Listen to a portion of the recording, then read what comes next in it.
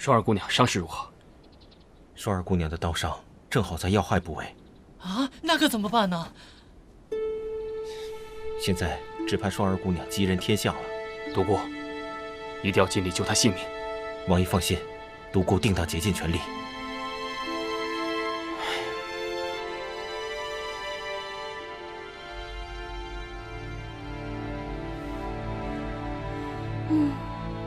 哎，你想什么呢？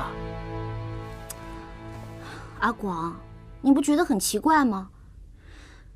这孔双双居然能为了救谢云奇而受伤，我总觉得这里边有问题。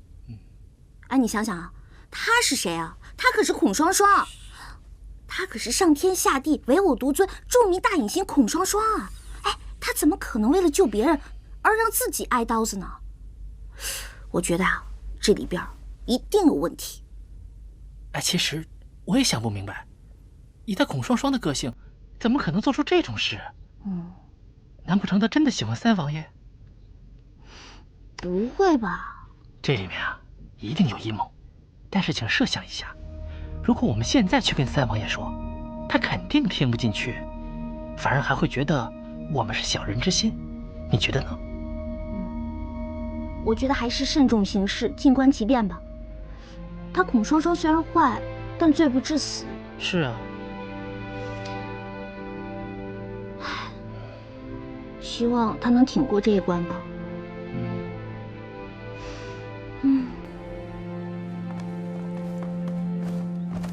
儿臣参见父皇。起来吧。谢父皇。父皇，不知这么急召儿臣过来，所为何事啊？是啊。琪儿，在去西南的路上遇刺。啊？什么？是三哥？三哥他现在可否安好？倒还好，此刻性命无忧。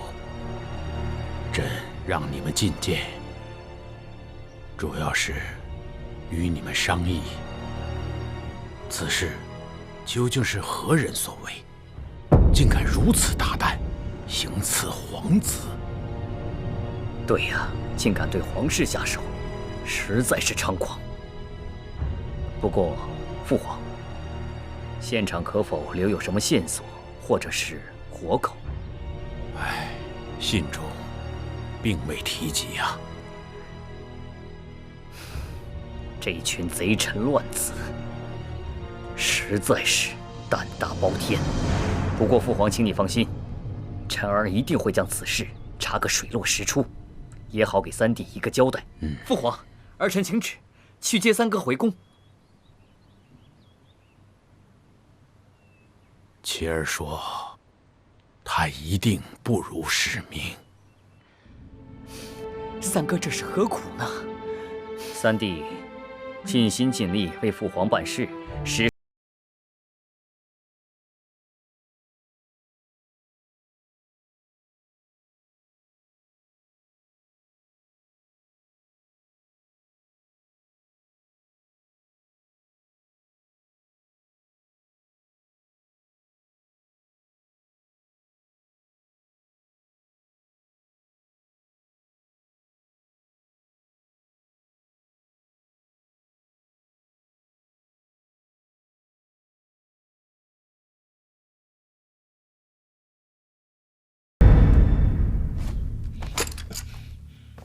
少将军，万万不可呀！让开，小心我误伤你！住手！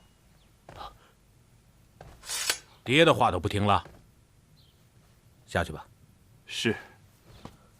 爹，三王爷和晴柔他们遇袭受伤，我一定要过去看看，将那些乱臣贼子一网打尽。事情已经出现了，你去又有何用？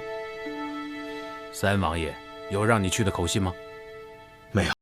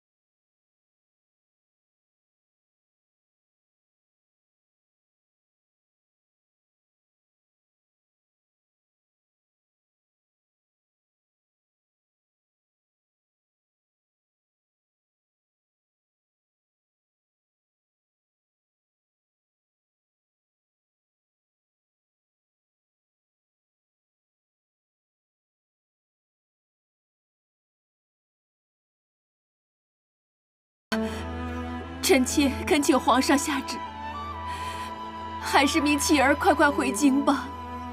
可启儿说，他不完成使命，誓不回京啊。这个孩子脾气实在是倔强。你放心吧，朕已派萧儿在禁军中选些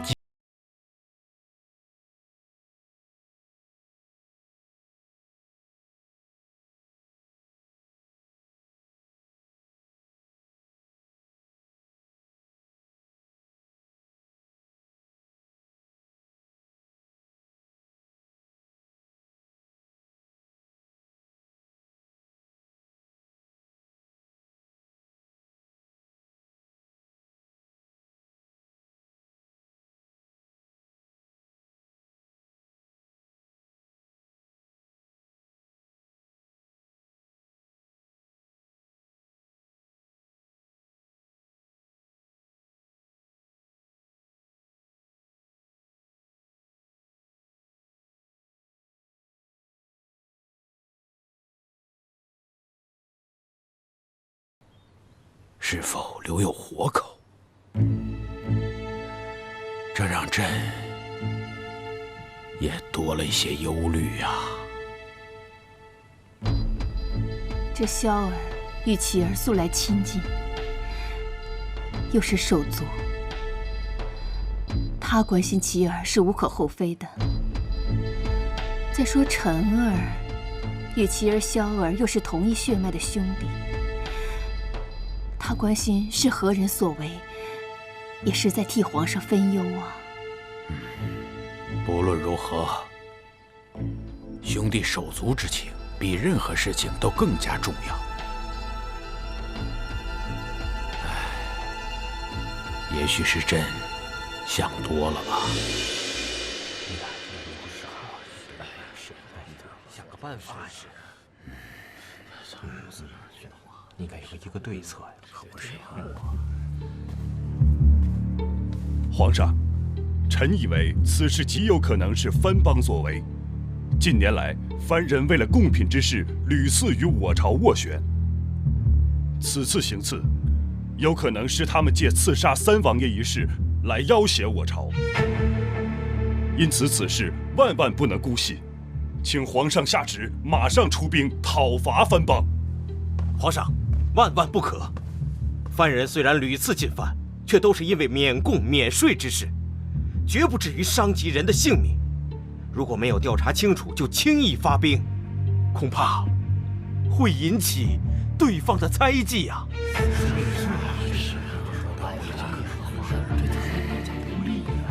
臣恳请皇上立刻出兵，以扬我朝之威呀！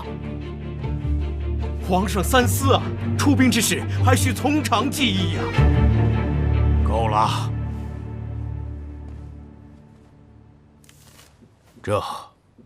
这是三王爷的手书，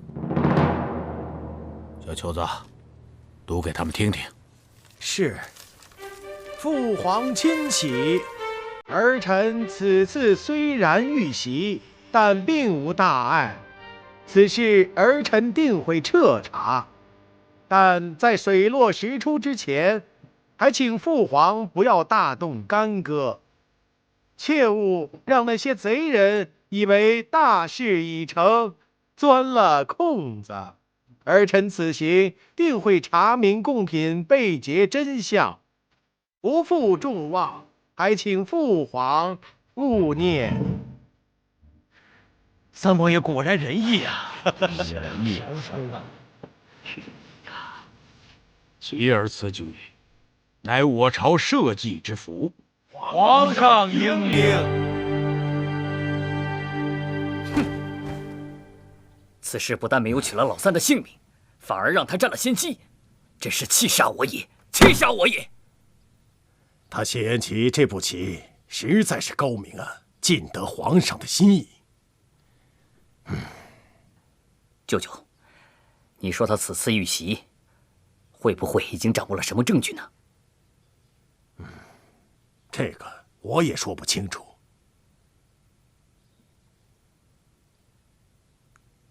倘若他真的掌握了证据，为何不把你我二人抖落出来呢？眼下你我二人也只好按兵不动，静观其变了。哼，谢延齐这小子果然阴险。此番虽然没有伤了他，但是本王绝对不会就此罢休的。谢延齐，我要让你死在我的手里。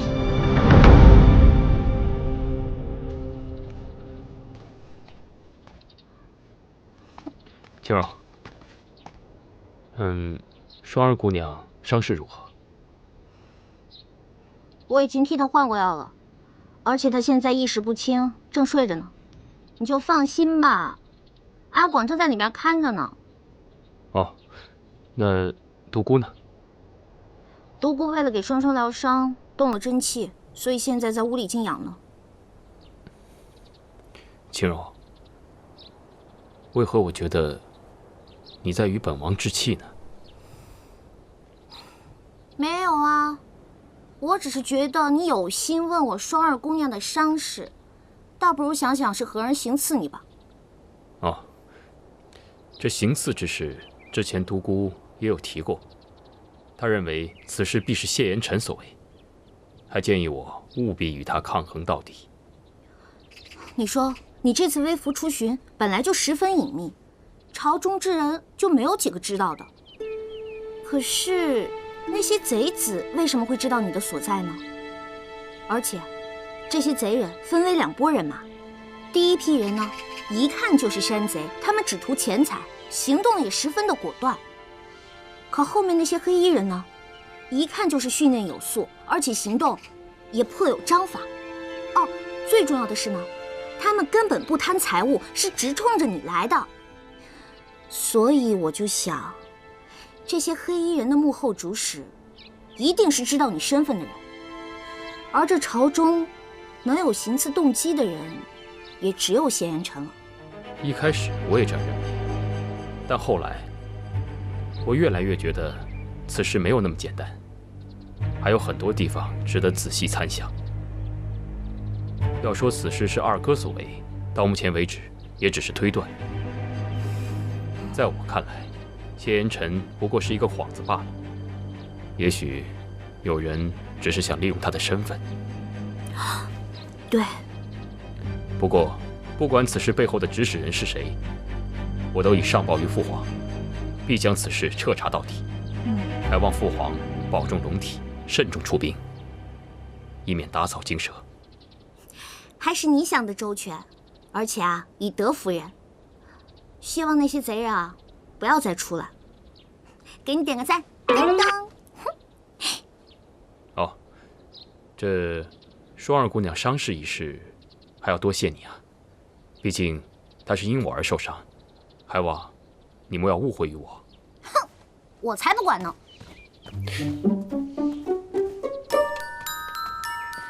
女孩的心思，男孩你别猜，别猜，别猜，你猜来猜去你。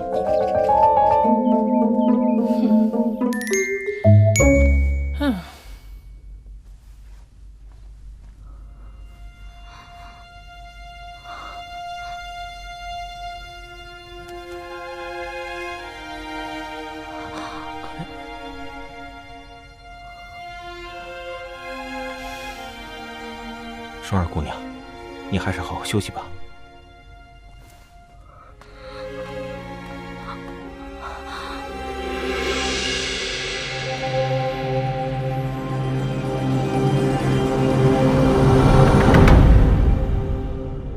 自从一儿归天，太子之位就悬而未决。钟爱卿，你们怎么看呢？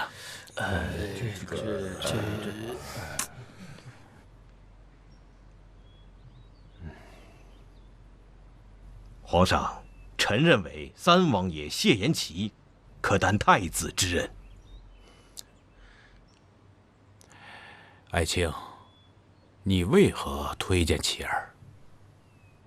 三王爷为人宅心仁厚，遇事沉稳，既不张扬，实乃储君之最佳人选。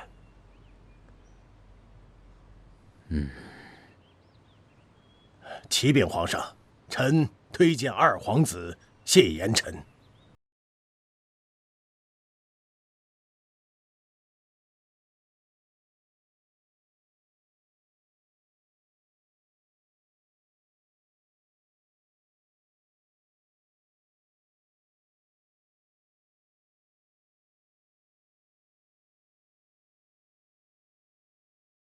在彻查贡品被劫一事的路途中，一路上体察民情，为民伸冤，即便是在遇到贼人行刺的凶险环境下，也能够临危不乱。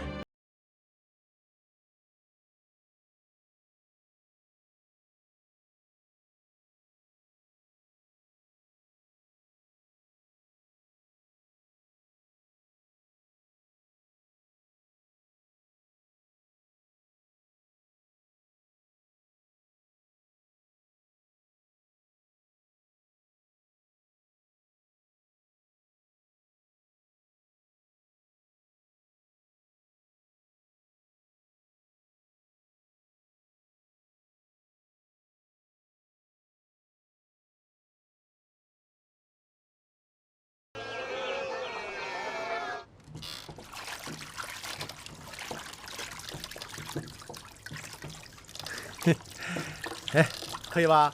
周兄真乃神人呐！此等模型，杨某还是第一次见到。来，杨兄坐。好。哎，周兄啊，这水车一物，周兄既已成竹在胸，独立即可完成，那为何还要杨某来此啊？嗨。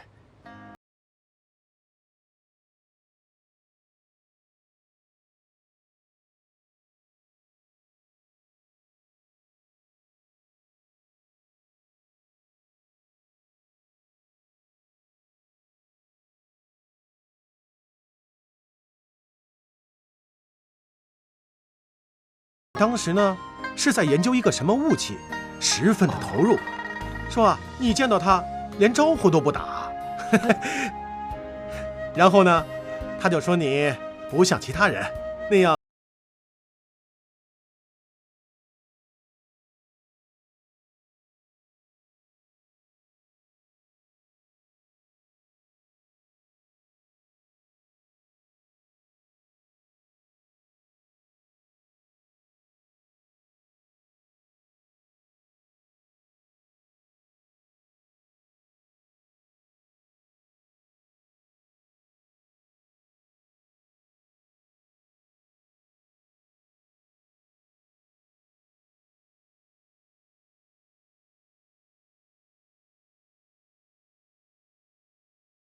他的主事罢了。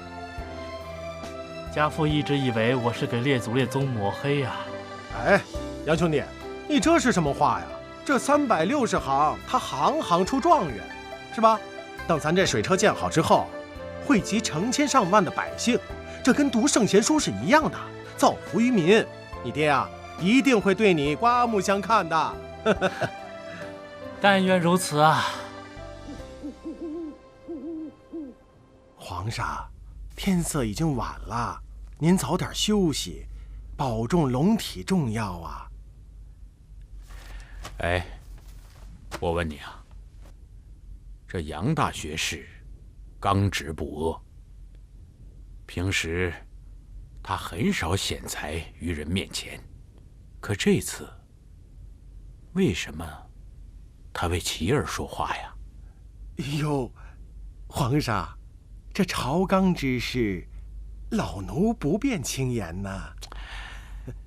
你在朝中也这么多年了，很多事情你都看得明白，那朕就恕你无罪。那我就谢谢皇上。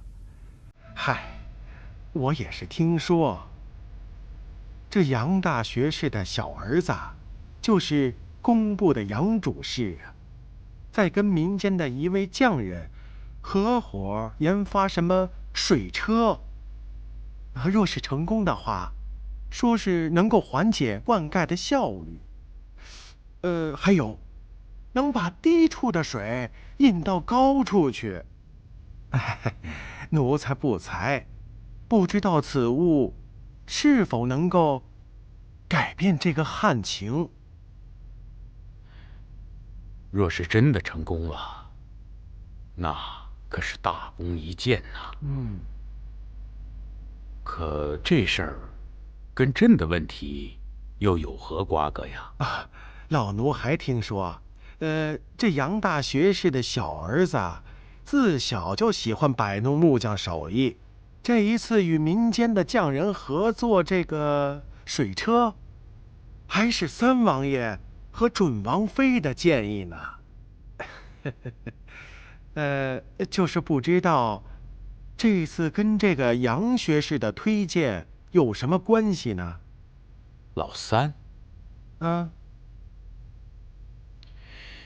倒是知人善用啊。是啊，杨大学士听说以后一直很赞赏三王爷的眼光。可这事儿又跟晴柔姑娘有什么关系呢？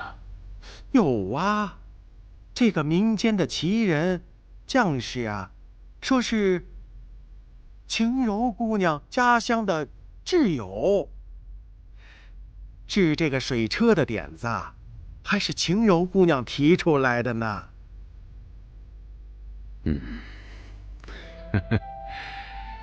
这个老三呐，倒是找了一个贤内助。这朕就安心了。哎呦，贺喜皇上啊！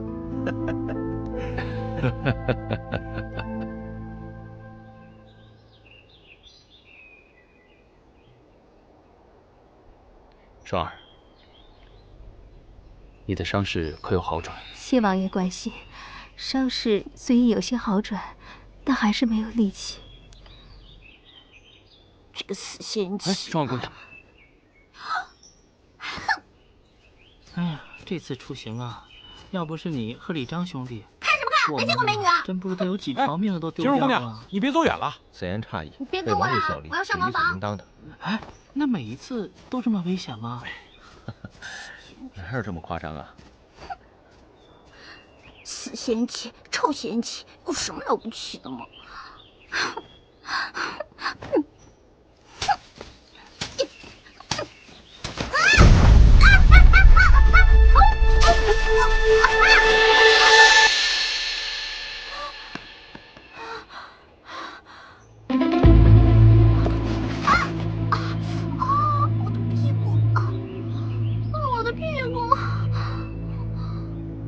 尹姑娘，尹姑娘，快过来！哎，你看那些是不是接贡品的人？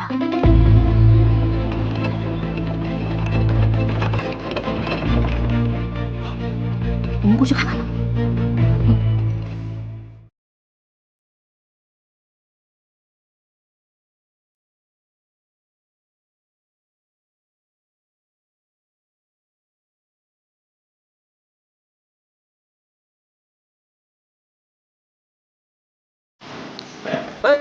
是啊，是啊。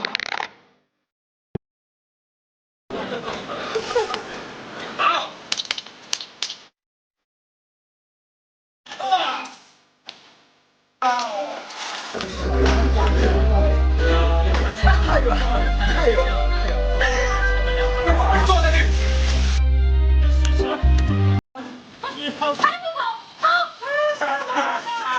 3、2、1，开始。我可是良家少女。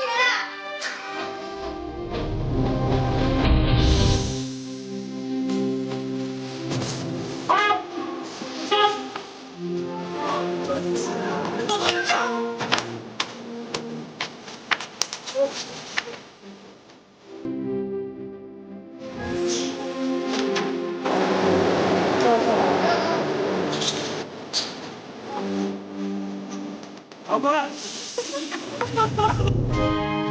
哎呀！你开始。来，